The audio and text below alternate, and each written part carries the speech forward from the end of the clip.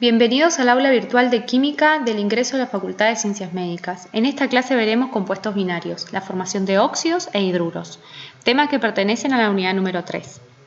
En este mapa de ruta podrás observar todos los temas que se abordan en esta unidad. En esta clase en particular veremos compuestos químicos, los óxidos y los hidruros, metálicos y no metálicos.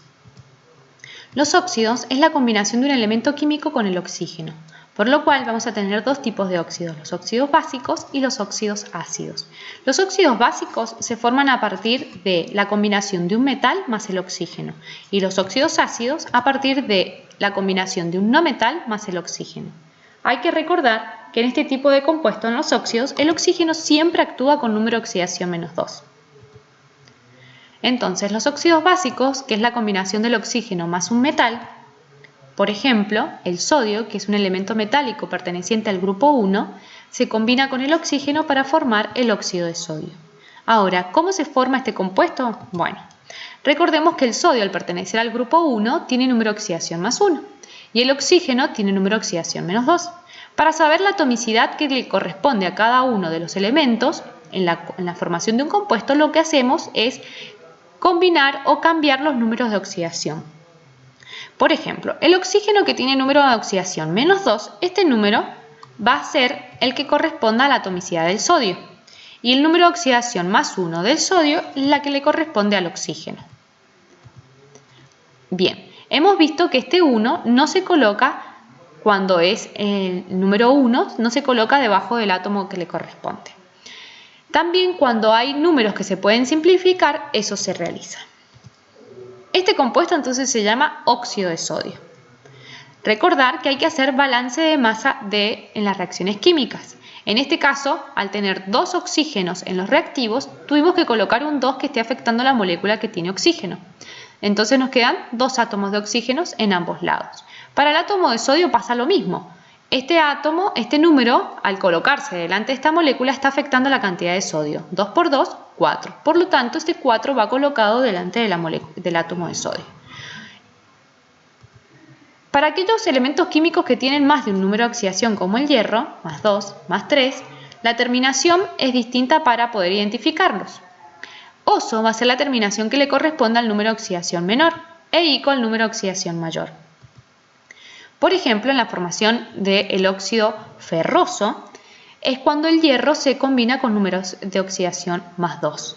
El oxígeno, al tener el mismo número de oxidación -2, estos numeritos se simplifican, por eso no los vemos colocados debajo de los átomos. Entonces, recordar hacer el balance de masa. Este es el óxido ferroso. Para el compuesto que se forma con el hierro con número de oxidación +3, sucede lo mismo. El hierro, al tener número de oxidación +3, es el numerito, la atomicidad que le corresponde al oxígeno. Y este 2 corresponde al número de oxidación del oxígeno. Este es el compuesto óxido férrico. Recordar hacer el balance de masa. Los óxidos ácidos es la combinación del oxígeno más un no metal. Entonces, por ejemplo, el no metal boro se combina con el oxígeno para dar el óxido bórico.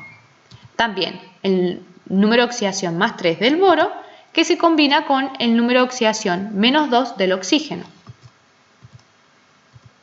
Vemos la atomicidad.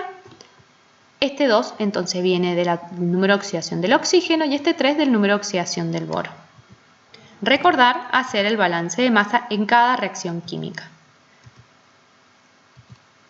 Para aquellos compuestos, como vimos hace rato, con el número de oxidación que tienen más de 1, como el carbono, no metálico, +2 y +4, las terminaciones es lo mismo. +2, que es el menor, va a ser con la terminación oso.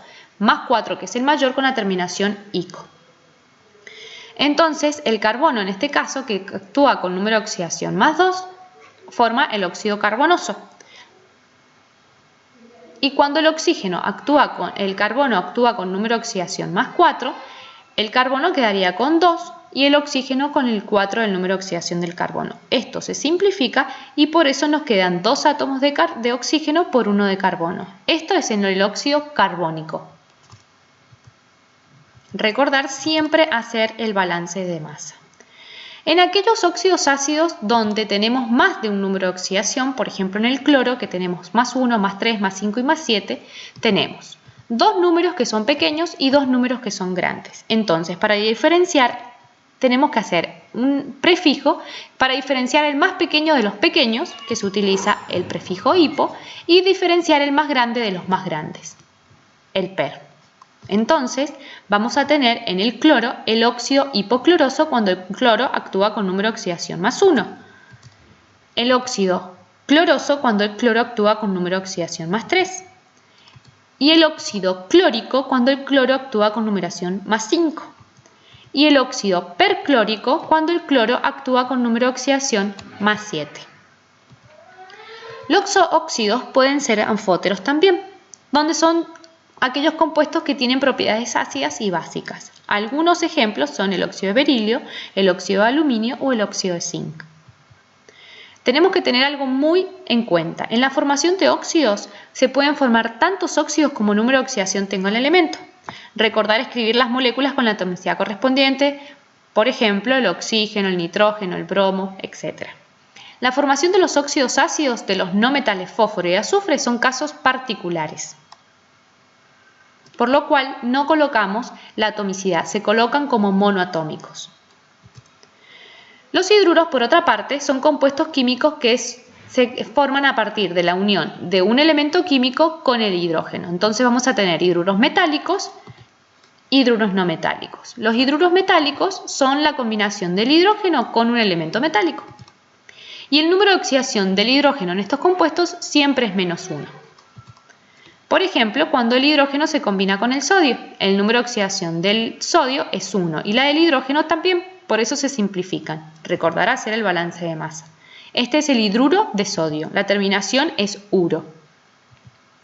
Los hidruros no metálicos, en cambio, es la combinación del hidrógeno con elementos no metálicos.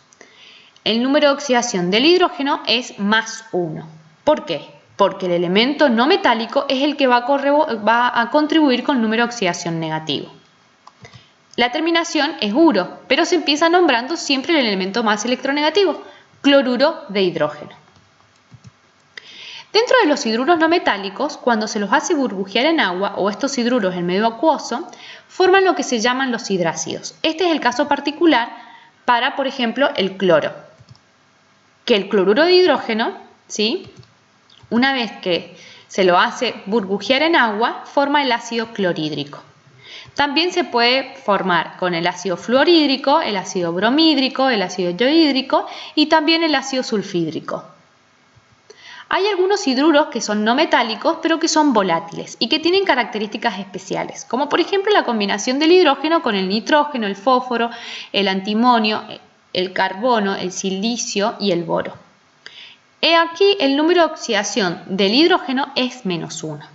¿Por qué? Porque estos elementos químicos actúan con número de oxidación positivo. Por ejemplo, el metano, cuando lo actúan con el carbono, el amoníaco, cuando actúa con el nitrógeno, el silano, cuando actúa con el silicio, la fosfina o fosfano, cuando actúa con el fósforo, o con el antimonio, estibina. Espero que te haya sido de ayuda. Nos vemos en la continuación de esta clase.